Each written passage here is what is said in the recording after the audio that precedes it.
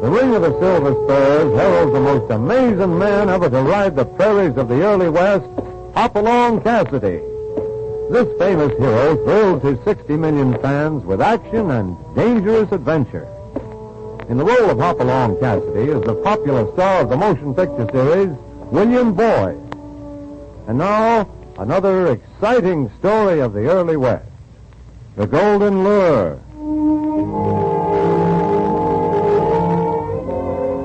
Right now, Hoppy and California are leading a cattle drive to the railhead at El Campo.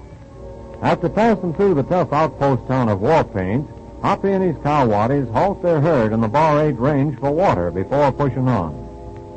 Near the veranda of the weather-beaten ranch house, Hoppy and California talk things over with the gray-haired ranch owner, their old friend, Smiley Haynes. Yeah, we ran into an old prospector in these two burros heading for Warpaint as we crossed your range, Smiley. Yeah, that must have been Dusty Jones, Hoppy. He'd been staying with me a couple of days. Old Desert Rat finally struck it rich up in the hill country, and now is aiming to spend some of his gold back in civilization. If you call Warpaint civilization, I'm the Queen of Sheba. Well, California, if you lived in the desert as long as Dusty has, with nobody to talk to except a pair of floppy-eared burros... Sure. I reckon even a couple of honky-tonks in a general store looks like Dodge City to old Dusty. He said something about you selling the Bar 8, Smiley. Yeah, I'm thinking about it, Hoppy. What with rustlers robbing me blind, and most of my water holes turning alkali, well, I've just about given up. Rustlers? Yeah, smoothest working gang of cow thieves that ever hit this territory. All the ranchers have reported losses, but, I guess I'm the first one that really cleaned up. Well, what about the sheriff? What's he doing about it? Running around in circles, that's what he's doing. Oh. I've had to let all my cowhands go. Been trying to run what's left single-handed, but it's no go. I figure I can get Judge Flint to make me an offer. He runs the Cloverleaf Ranch just north of here. I'm sorry to hear this, Smiley. I wish we could hang around a few days and look into this rustling outfit. Well, thanks, Hoppy, but I've made up my mind to pull out. In fact, there's already sent for my daughter, Connie. Your daughter? Well, did you know I had one? I sent Connie to school in St. Louis after her ma died. Hey, here, got a picture in the wallet here. See? Well, I'll be doggone. Look at them pigtails. Yes, sir. Ah, that's a mighty cute little girl, Smiley. Connie ought to be arriving on the train in El Campo just about the time you get there, Hoppy. Stagecoach for Warpaint don't leave El Campo but once a week, and I thought if you didn't mind... You mean, will I bring her back when we return? If it's not too much trouble. You bet your life I'll bring her back with us. Be glad to. Can she ride? She could ride before she could walk. Just you leave it to me, Smiley. The boys now see that she arrives here PDQ. Pretty darn quick. Sure. Thanks, boys. I sure appreciate it.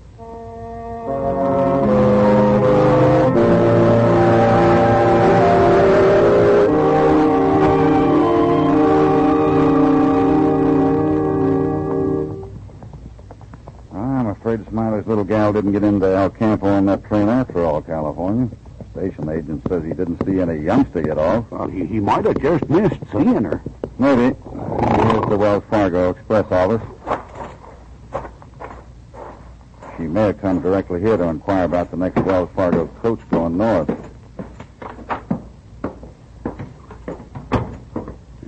There ain't nobody here but that gal sitting on a bench. Pardon me, have you seen the agent? We're looking for him ourselves, miss. By the way, if those are your bags over there, you must have arrived on that train. Yes, I did. Did you happen to see a little girl get off, about 10 years old, traveling alone? Why, no, I didn't. Would she be coming here to the Wells Fargo office? She might. She was thinking on taking the coach for Warpaint. Warpaint? Why, that's where I'm going. You? Well, that is, not all the way entirely. I'm getting off at my dad's ranch near there. Are you sure she was on the train? Wait a minute. Your name wouldn't be Connie Haynes. Why, yes. Great jumping bullfrogs. I guess that picture of you your dad showed us must have been taken some time ago. Picture? What do you mean? Who are you? Just a couple of surprised cowboys, ma'am. We were looking for a foe, but it seems she turned out to be a filly. Take Miss Haynes' bags, California. But in the picture, she had pigtails. But she's a lot prettier this way. Your father asked us to round you up, Miss Haynes. Can you ride? Why, I could ride before I could walk. That's what I thought. Let's go.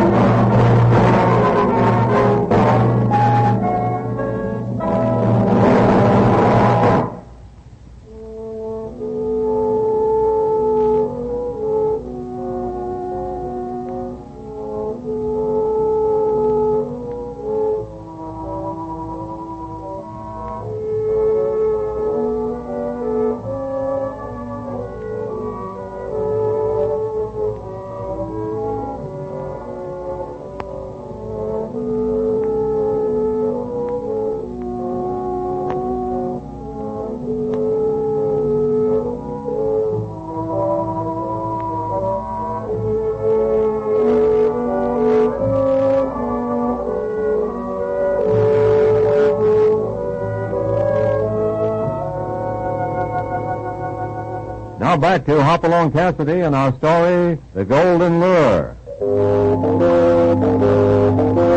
While en route to the railhead at El Campo, Hoppy promises Smiley Haynes, a rancher who has been ruined by rustlers, that he will escort his daughter Connie back to her father's ranch on the return trip.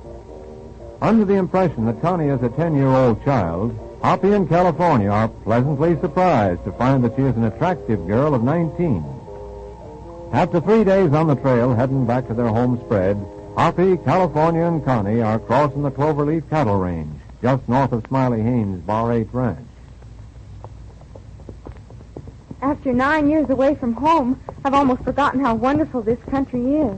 Looks like the Cloverleaf sure had a fine crop of calves this season. Yeah, I guess Judge Flint's doing all that, California. Judge Flint? He owns this spread.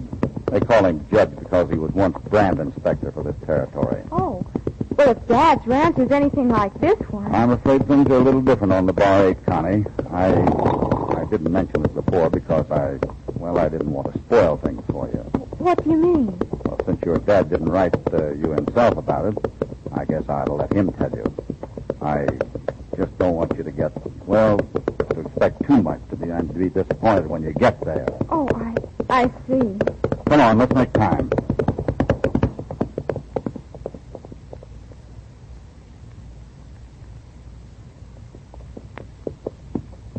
Oh, boy, the way that sun beats down.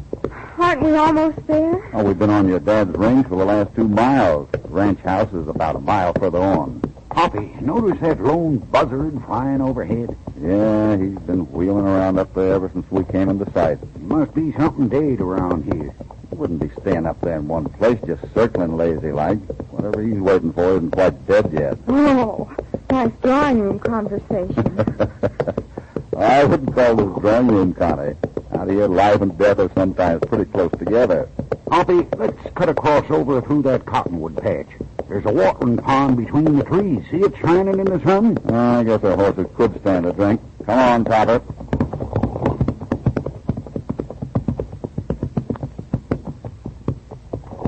These poor horses certainly are anxious to get to that water. Boy, this here's a right sizable pond. Well, go to it, boy. Drink. What are you waiting for? What's the matter, Topper? I thought you said these horses were thirsty. All they do is sniff at the edge of the water and back off. I'd better taste it. What I think it is. I thought so. It's turned alkaline, not fit for a coyote. Oh, doggone it.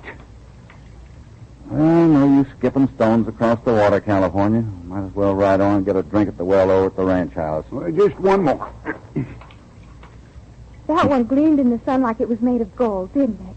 Yeah, it did. Hey, wait a minute, California. Stop playing with that. Let's see that stone you picked up. Why, sure, Hoppy. Here, you want to chuck it? No. Well, What is it? What's eating you, Hoppy? For a moment I thought it might be iron pyrite, fool's gold. But I don't think it is. What? Why, it's a gold nugget. Look around you among these stones. It's loose gold. The place is littered with pure gold nuggets. Holy mackerel, we made a strike. Oh, we're rich. Let's take out a claim. Pull up. This is Smiley Haynes' property. We made a gold strike. It's his. Oh, no. Oh, sure. I plumb forgot. Connie, it looks like your dad's luck has changed at last. Come on, California. Let's gather a few handfuls. Better open one of your bags, Connie. These nuggets are yours. Hurry up. Yes, of course. Here you are. I'll just keep one of the nuggets as an assay sample. Come on, that's enough. Let's get to your dad as fast as we can. This is going to be a big day in your dad's life. Yes, and he owes it all to you, Hoppy. You and California. We can thank Lady Luck, not us. What is it? Those ashes down there. Somebody's built a branding fire there. Let's have a look.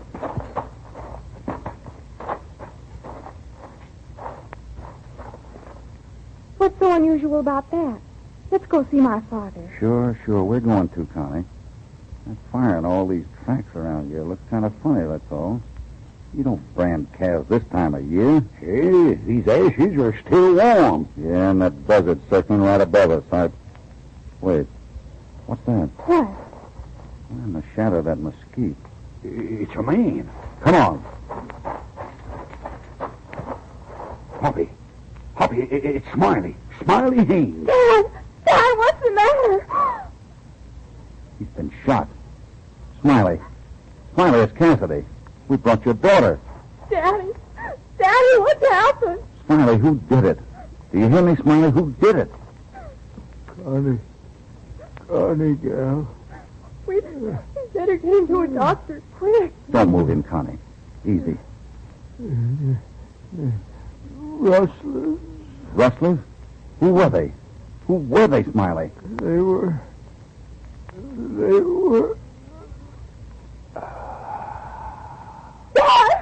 Daddy!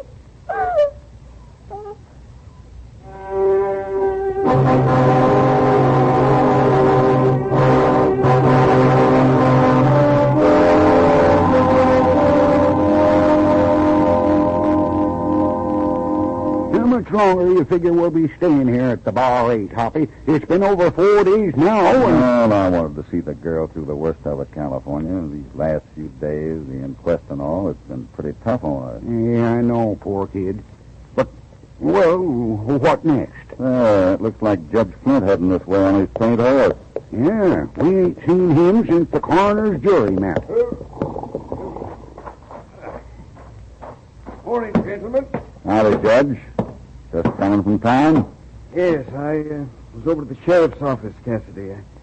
I just can't understand why he hasn't made more progress in tracking down those varmints that killed Haynes. You mean he still hasn't any idea who they may be? Not an iota of an idea. The only thing we know is that Smiley Haynes must have caught the rustlers red-handed, drew a gun, and was killed. Yeah, it's a bad business, Cassidy. It'll be worse for them skunks when we catch 'em. I hope we do, Carlson. How's Miss Haynes? All right, she's coming out of it, Judge. It's been an ordeal. I know. Oh, good morning, Miss Haynes. I was just dropping in to pay my respects. That's very kind of you, Judge. I also wanted to discuss another matter. Yes? Perhaps you didn't know, but I was about to buy this place when your father was... when it happened. Oh. Well, now that you own it, my offer is still good, and at the same figure I offered your dad, $20,000. $20,000? I didn't realize I was buying Miss Haynes' property from you, Cassidy, but since you're so interested, you ought to know that $20,000 is a very fair price, considering the place has almost no stock or much water that's any good. That's not it at all, Judge. That is Mr. Cassidy in California here. I found gold on this place. Gold? You mean... Cassidy, you don't by any chance mean that stuff by the alkali waterhole near the cottonwood grove? Say, how'd you know? Well, you're not the first cowhands who've been fooled by iron pyrite. Fool's gold, that is. Oh? It just so happens, Judge, that I know iron pyrites when I see them, and I know gold when I see it. This stuff is gold. Very well, Cassidy. Why, don't you take it into war paint and have Doc Blackwell, the county assayer, test it for you? That's exactly what I intended to do as soon as I got around to it. And this is as good a time as any. Connie, how about coming along? Wait. I just remembered that Blackwell is out on a hunting trip today. He won't be back until later. You needn't rush off, Cassidy. Give him time to return. Yes, I think that would be better, Hoppy. We'll all go. Later.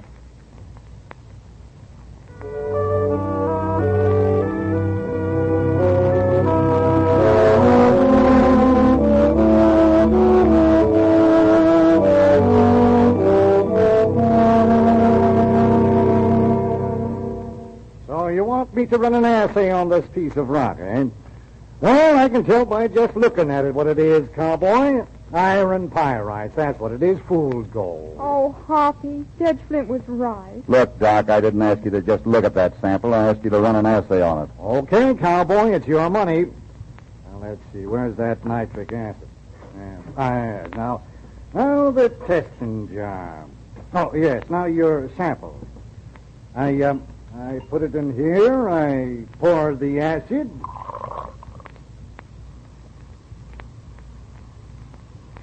Well, you can all see for yourselves. The stuff is going to pieces, disintegrating completely and entirely. Fool's gold, like I said.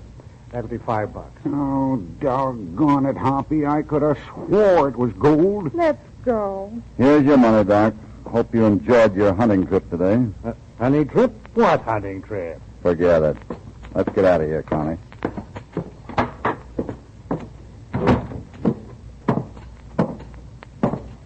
Well, it was a lovely dream while it lasted, Hoppy. Let's not call it a dream yet. That's the first iron pyrites I ever saw that was heavy as gold. But you saw the test. It couldn't have been gold. How do you suppose Blackwell got the nickname of Doc? He used to run a medicine show. Attracted a crowd with a sleight-of-hand tricks, then sold them bottled licorice water. I'm not sure he didn't practice one of those sleight-of-hand tricks with our sample. Connie, I want another of those nuggets you have. Hoppy, you just want to believe this stuff is gold. It's just... Now, hold on. Forget it, won't you? Connie, listen to me. Why, Miss Haynes. Gentlemen. Judge Flint, last we saw you were heading back to your home spread, the Cloverleaf. You were mistaken, Cassidy. I was on my way here. Judge Flint, I have decided to accept your offer for my ranch. Why, excellent. Connie, wait. Judge, if you'll draw up the papers and bring them for me to sign at the hotel here this evening, I shall be most grateful. My pleasure, ma'am. I shall be at your service with the papers, the money, and the necessary witnesses tonight. Good day. Good day. Come on, California. We got things to do, and we got to do them fast.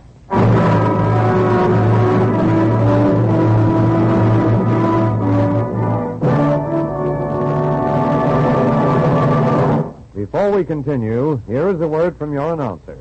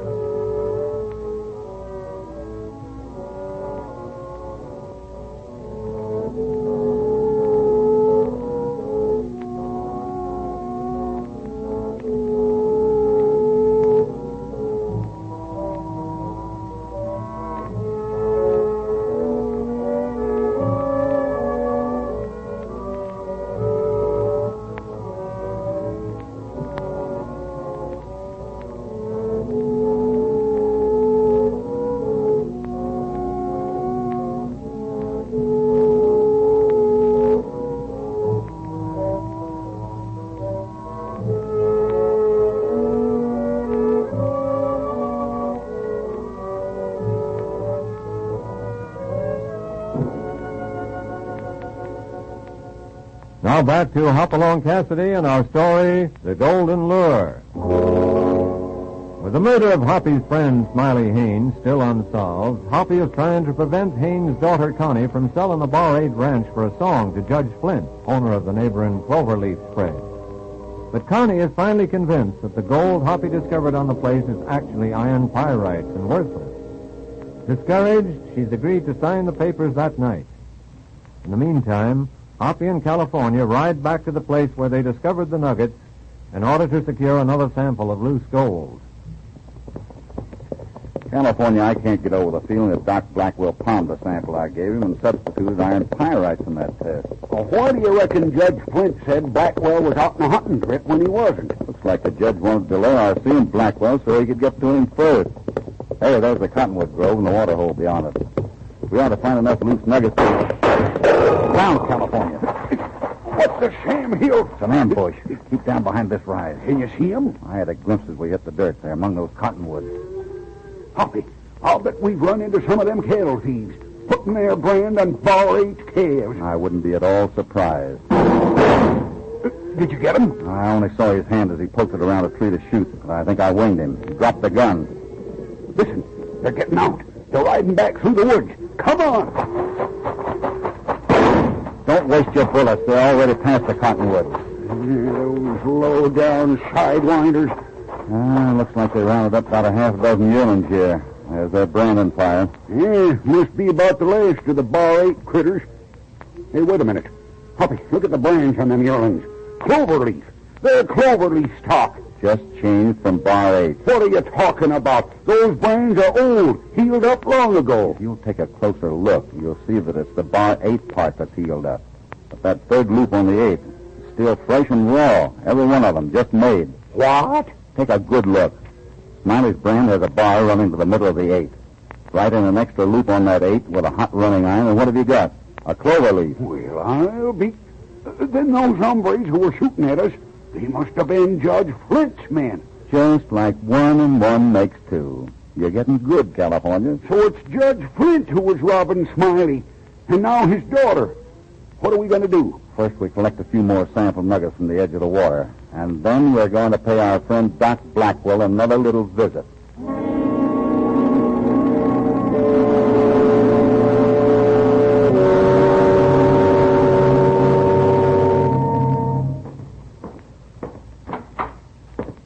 Hey, who do you think you are, Cassidy, shoving your way in here? I'm closed. Come back tomorrow if you want. Tomorrow's a long ways off, Doc. We're in a hurry. Where's your equipment? Oh.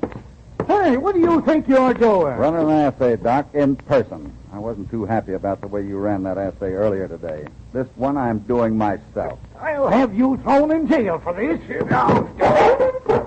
Take a load off your feet. You won't get away with this. Well, here's the acid. You just pour a bit of it on this sample. We'll soon see if you were trying to get away with anything when you tested my sample this afternoon. Oh, Hoppy.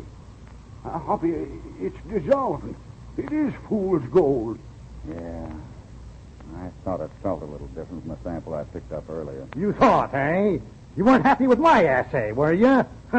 Well, are you happy now? Sorry, Doc. We can't be right all the time. Here's your $5. Let's go, California. Well, looks like I made a prime chump of myself. Shucks, Hey, look who's coming down the road. Dusty Jones, the old prospector we met up with when we first crossed the bar 8. Yeah, talking to himself again. Hi, Dusty. I see your birds are loaded. You leaving town? Yes, you're doggone tootin' I am. Darn bunch of thieves. Whole doggone town. Somebody do your dirt? Yes, every bartender, pool hall shark, crooked gambler in the whole dead blasted place. Yeah, the only member who give me full value for my gold was poor Smiley Haynes, God rest his soul.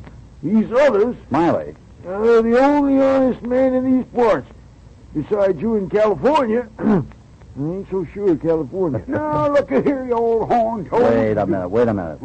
I want to hear more about this, Dusty. You mean to say that Smiley Haynes gave you cash for some of your gold? Yeah, darn near $500 worth. Full government mint price he paid me. The only honest man west of the bay.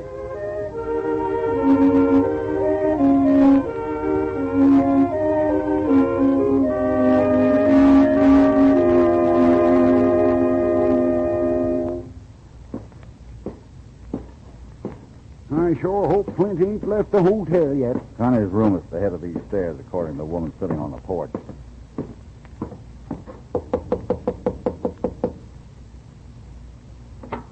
Howdy, mister. You, get 'em up. Don't reach for your guns, either of you. I've got you covered.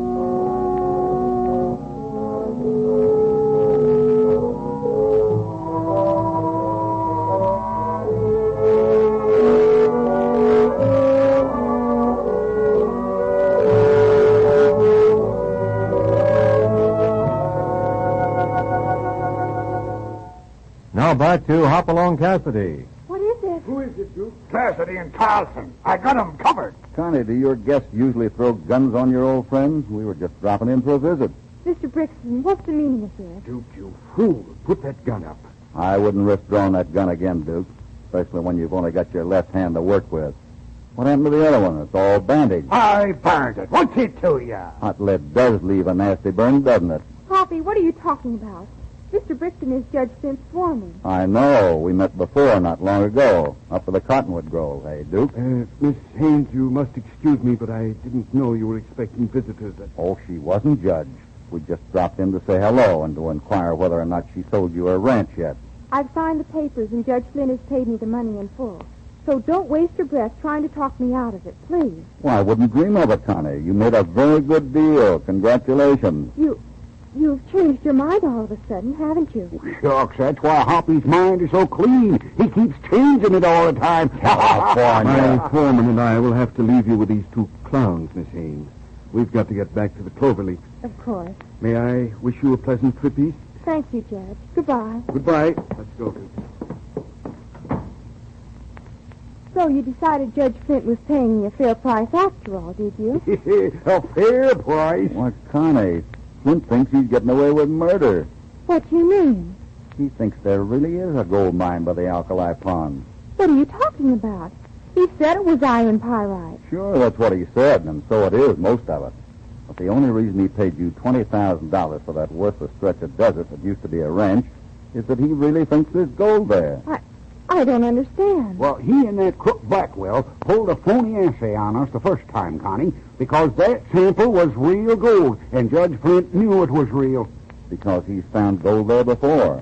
That's why he was trying to buy the Bar 8 from your father, up until the time Smiley caught the rustlers red-handed and was shot by Flint's men, probably Duke Brixton. What are you saying? Yes, sir. It's Judge Flint who's the head of this rustling gang, and the sheriff and his men are waiting for him up the road now. You must be crazy. Your dad knew all along that it was really Flint who was robbing him. He couldn't stop it, and he didn't have evidence against Flint, but he could fool the old cattle thief into buying the Bar 8. And buying it at a fancy price, too. You see, Connie, your dad knew that Flint and his gang were prowling around his ranch, so he decided to play their way. Bought a few $100s worth of nuggets from Dusty Jones and salted them among the fool's gold. You had a mighty clever dad, Connie. Even though they murdered him, he still outsmarted them.